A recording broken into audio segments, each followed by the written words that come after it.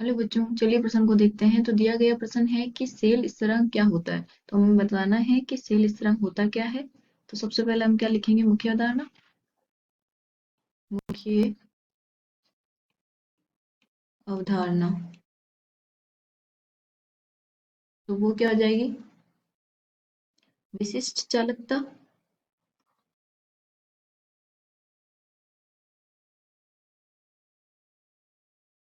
तो हमें पता होना चाहिए कि विशिष्ट चालकता होती क्या है और उसमें सेल स्थिरांक है उसकी क्या भूमिका होती है और वो होता क्या है।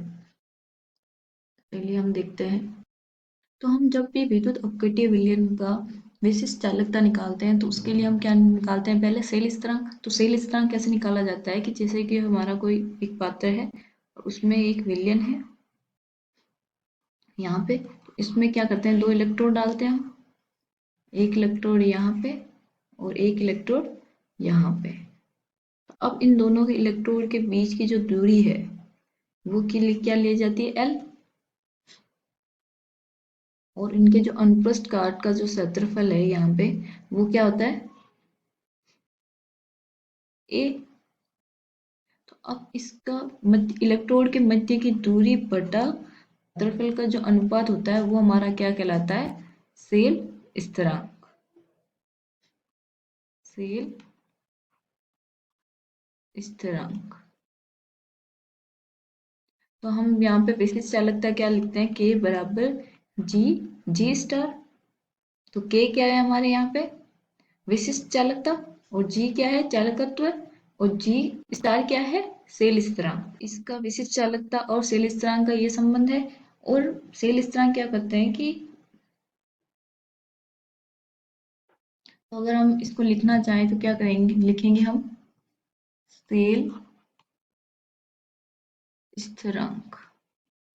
तो कैसे लिखेंगे? दोनों इलेक्ट्रोड